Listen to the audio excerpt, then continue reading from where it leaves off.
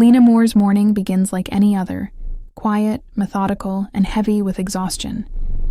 The soft hum of her coffee maker fills the silence of her small apartment as she stares blankly at her laptop screen, half listening to a team meeting that drones on in the background. Her desk is cluttered with sticky notes, open spreadsheets, and the faint reminder of another sleepless night. Outside, the city yawns awake, but Lena has been up for hours, finishing last-minute revisions for the firm's biggest presentation. Since the company layoffs, she's been carrying the weight of 3 jobs, doing everything from creative direction to data analysis. Her boss, Ethan Clark, the brilliant yet cold CEO, expects perfection. So when she hears a sudden knock at her door, sharp and unexpected, it jolts her from her fog, her hand freezing mid-reach for her coffee cup. When Lena opens the door, the last person she expects to see is Ethan Clark himself. He stands there in a charcoal suit, but his usual composure is gone, his expression tight, his jaw clenched. The man who commands boardrooms now looks strangely human, even anxious. Before she can speak, he steps past her, scanning the small apartment like he's making sure no one else is there. The smell of brewing coffee lingers as silence stretches between them. Lena feels her pulse quicken, confusion rising with every second. Then Ethan turns to her, lowering his voice. "Lena, we need to talk. It's about the proposal you sent me last night." The words hang in the air like smoke, sharp and foreboding, cutting through the ordinary rhythm of her morning. Ethan sets a small flash drive on her counter. Sleek, silver, unfamiliar. Lena frowns, recognizing it's not hers. "That wasn't your file," he says gravely, meeting her eyes. "It was something else. Something that could destroy both of us." The words hit her like a slap. For a moment, the world tilts.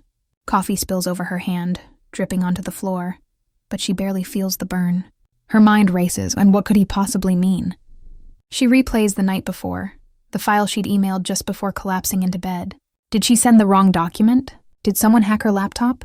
Ethan's gaze is steady but haunted, and in that instant, Lena realizes something is terribly wrong, and she's already caught in the middle of it. Lena Moore's life has always been about earning what no one believed she could have. Born to a working-class family in a small town, she was the first to graduate college. Not because it was easy, but because failure wasn't an option. Her parents' marriage had cracked under the weight of betrayal when her father's affair came to light, teaching her early that trust was fragile and love could be weaponized. That fracture shaped her. She became self-reliant, guarded, and meticulous, finding safety in structure and achievement. The city became her second chance, and work became her refuge. At Clark & Partners, she clawed her way up from a junior analyst to the right hand of Ethan Clark himself, the man whose approval everyone feared and craved. Yet despite her brilliance, Lena had learned to exist in the background, letting her work shine while she stayed unseen. Ethan Clark was the kind of man who filled a room without speaking, polished, precise, and relentlessly in control. To the world, he was the perfect CEO. Sharp suits, steady voice, a devoted husband with a flawless public image. But those who worked under him knew better. Ethan demanded excellence, punished mistakes, and rarely offered praise. Lena, somehow, had adapted to his rhythm, anticipating his needs, refining his ideas, even saving his reputation more than once. Yet for all her resentment toward his cold detachment, she couldn't deny the strange admiration buried beneath it, the thrill of impressing a man who noticed no one else. But this morning, standing in her kitchen with him only a few feet away, that admiration curdled into confusion. Ethan Clark never blurred lines, never showed up unannounced, especially not at an employee's home. Whatever had brought him here wasn't business as usual. Ethan's next words shatter the fragile normalcy of her world. "Someone hacked into my emails," he says, his voice tight. "They're threatening to leak confidential files, and one of them was sent from your account." The air feels heavy, the hum of her coffee machine fading to silence. Lena's heart stutters. She searches his face, looking for accusation, but finds only tension, a dangerous uncertainty. Her mind reels, trying to piece together what he's implying. She hadn't sent anything unusual. She barely remembered shutting down her laptop last night. "Did you open the file before you sent it?" Ethan asks quietly. Her throat is dry when she answers, trembling. I didn't send anything, Ethan. For a long moment he studies her. The boss who never hesitated to judge, now hesitating for the first time. And in that silence, Lena realizes her life is about to unravel, and whether he believes her or not might decide everything. By the next morning, Lena's world implodes. What begins as a few strange notifications quickly spirals into full-blown chaos. News spreads like wildfire across the company. Confidential files have been leaked online, client reports, private communications, and internal memos exposing Clark and Partners' carefully hidden flaws. But the most damaging revelation is a leaked email suggesting Ethan Clark had an affair with an unnamed employee. Within hours, gossip fills every corner of the office Slack channels, and the unnamed employee is no mystery to anyone. Everyone assumes it's Lena. Her inbox floods with accusatory messages and thinly veiled pity. Her company access is suddenly revoked, locking her out of her projects, her email, her work, everything she's built her life around. The office, once her sanctuary of structure and control, now feels like a crime scene, and she's the only suspect anyone cares to blame. By noon, the humiliation becomes unbearable. Lena's name trends internally, whispered between colleagues who never looked her in the eye before. Screenshots of the supposed affair email circulate among teams, feeding a narrative she has no power to stop. Then, the final blow lands. Ethan's wife posts a cryptic message on social media. Some people climb ladders they didn't earn. It's all the confirmation the world needs. Lena's phone won't stop buzzing. Friends, co-workers, even strangers send messages. Some cruel, others concerned. She feels stripped bare, exposed, and alone. Every click online feels like a dagger. Every silence from Ethan like proof of guilt. The man whose reputation she helped build now hides behind it, while hers burns to ashes. Desperate, Lena storms into Ethan's office, demanding he tell the truth. That she had nothing to do with the leak. That she's innocent. But instead of defending her, Ethan's tone is cold, detached. HR needs to handle this, he says, his eyes unreadable. For now, stay quiet. The words slice through her. The same man who'd shown up at her apartment in panic now treats her like a liability. Betrayal floods through her, sharp and bitter. That night, she sits alone in her dark apartment, replaying everything, when her phone buzzes with a new message from an unknown number. You're not the only one he's used. Attached is a grainy photo. Ethan, years younger, with another woman in his arms. Confusion hardens into anger. Suddenly, Lena's fear begins to twist into something else. The need for answers. Lena's humiliation slowly hardens into determination. She can't stand by while her life is dismantled, so she begins to dig. Quietly, methodically, using every contact and trace of information she still has. What she uncovers horrifies her. Ethan Clark, the man she once admired, has a long history of exploiting those beneath him. He's stolen credit for campaigns, buried creative leads who challenged him, and let others take the fall when things went wrong. As Lena investigates further, she discovers the name Rachel Stone, Ethan's former assistant who vanished from the industry years ago after being accused of leaking confidential files. The pattern is unmistakable. It's happened before, and she's next on the list. But this time, the scandal feels orchestrated, almost too precise. Someone wants both her and Ethan to fall, and the more Lena looks, the more she suspects that person is within the company itself. Her suspicion sharpens toward Clara Vance, Ethan's longtime business partner, intelligent, charming and ruthless beneath her calm smile. Clara has always wanted control of the firm, but lacked a legitimate excuse to push Ethan out. The timing of the leak, the scale of damage, and the perfectly crafted rumor about the affair all fit too neatly. As Lena connects the dots, Ethan's world crumbles in parallel. His wife publicly files for separation, clients sever ties, and board members demand his resignation. The once untouchable CEO is now a public scandal. When he appears at Lena's door again, he's no longer the calm executive who once intimidated her. He's furious, cornered, desperate. You wanted revenge, didn't you? He snaps. You sent that file. Lena meets his glare, trembling but defiant. No, Ethan. But maybe you deserved it. The air between them burns with years of unspoken resentment and uneasy truth. Their argument is raw, stripped of pretense. Lena accuses him of using her, of taking her loyalty and turning it into labor, her ideas into his success. Ethan fires back, claiming she only wanted his approval, that her devotion was never just professional. The words cut deep on both sides, emotions colliding like sparks in a storm. Yet, amid the chaos, something clicks in Lena's mind. Ethan mentions a timestamp, a file location. Details only someone inside his home could know. Her anger fades into realization as the truth forms in her mind like a wound reopening. The leaked files didn't come from her account or even the company servers. They originated from his wife's laptop. The betrayal wasn't professional. It was personal. In that moment, Lena understands the devastating truth. The woman who stood by Ethan's side for years had turned against him. And they've both been pawns in her revenge. The truth unfolds like a wound Lena can't close. Vanessa Clark, Ethan's elegant, untouchable wife, had known everything long before the scandal broke.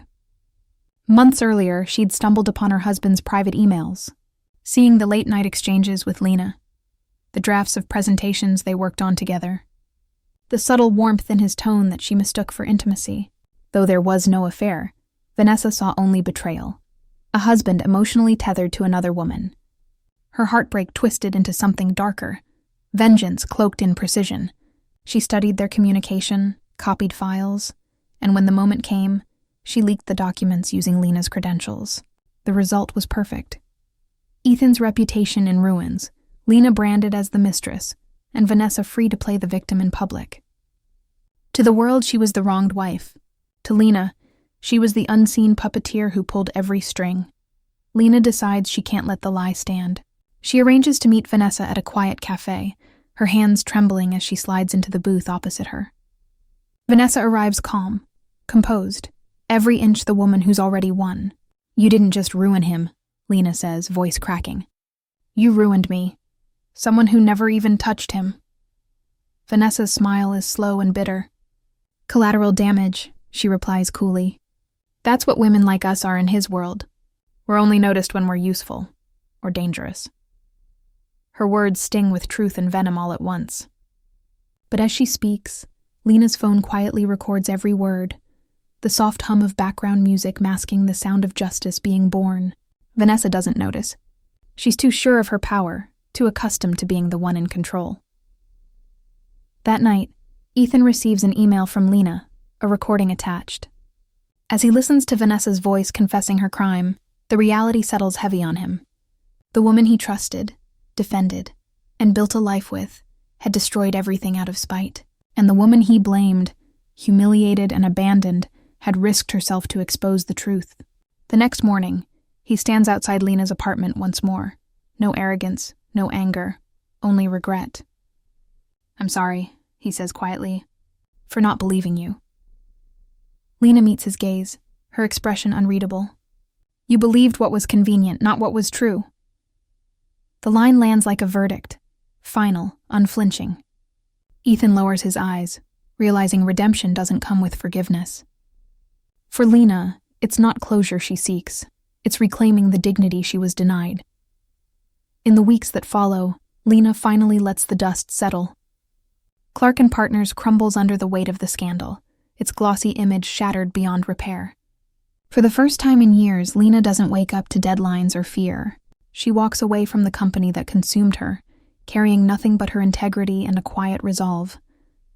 Instead of chasing approval, she begins freelancing, choosing her clients, setting her hours, reclaiming her voice. Yet the truth still burns inside her, unfinished. Late one night, she begins to write. Not a resignation, not an apology, but a story. She titles it, When Silence Becomes Survival. In it, she exposes the culture of exploitation, the invisible labor of women like her, and the quiet resilience that corporate power often silences. The words pour out like confession and rebellion at once, raw, honest, unfiltered. For the first time, Lena writes for herself. When the article goes live, it spreads faster than she ever imagined. Readers share it across platforms, journalists quote it, and women from different industries write to her, thanking her for saying what they never could. When silence becomes survival becomes a rallying cry, a voice for those erased by ambition and abuse. Lena, once invisible, becomes a symbol of courage and self-respect. She's invited to speak at conferences, her name now synonymous with truth, not scandal. Yet she doesn't chase fame. She works quietly, selectively, valuing her peace over recognition. The same city that once felt like a cage now feels open, endless with possibility. She walks through it lighter, not because her pain has vanished, but because she's no longer defined by it.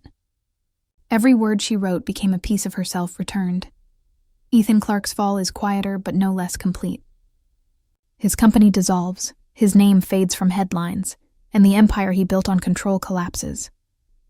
But somewhere amid the wreckage, he begins again, consulting, teaching, listening instead of commanding. One afternoon, Lena receives a message from him. It's simple, without pretense. Thank you for showing me what truth looks like, even when I didn't deserve it. She reads it once, twice, then closes her laptop. There's no anger left, no satisfaction either, just peace. She doesn't reply. She doesn't need to. His acknowledgement isn't her victory. Her freedom is. Lena steps outside into the sunlight, breathing deeply, finally unburdened. For the first time in her life, silence isn't survival, it's strength. Months later, the world feels different, quieter, slower, healed in small, invisible ways. Lena stands in her kitchen once more, the same space where everything began. The coffee maker humming softly, sunlight spilling through gauzy curtains, the faint rhythm of a city that no longer suffocates her. There's no tension in her shoulders now, no sleepless panic or racing deadlines. She's learned to breathe again. Her phone buzzes on the counter, an email notification. She wipes her hands, opens it, and pauses. It's from a creative agency she's admired for years, offering her a partnership role, not as someone's assistant, not as a shadow behind a powerful name, but as an equal, a leader in her own right. A small, proud smile touches her lips. The girl who once worked herself numb for validation has become a woman who chooses what matters, and who finally knows her worth. She moves around her kitchen with ease, the aroma of fresh coffee grounding her in the moment. The walls no longer feel like barriers, they feel like belonging. She sits by the window, sipping slowly, watching life move outside.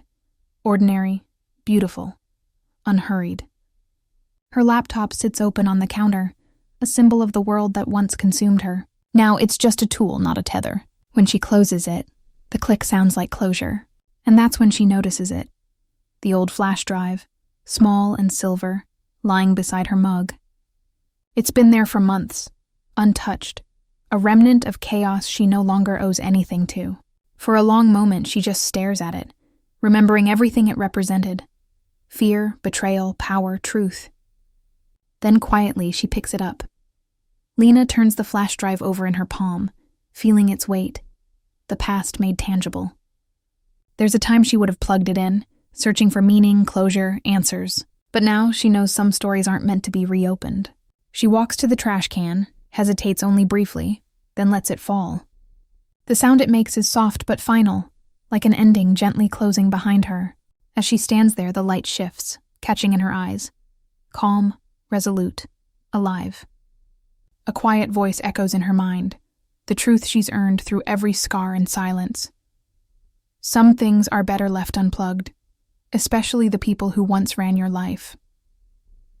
The screen fades to black, the hum of morning fading too, leaving only the peace of a woman who finally owns her story.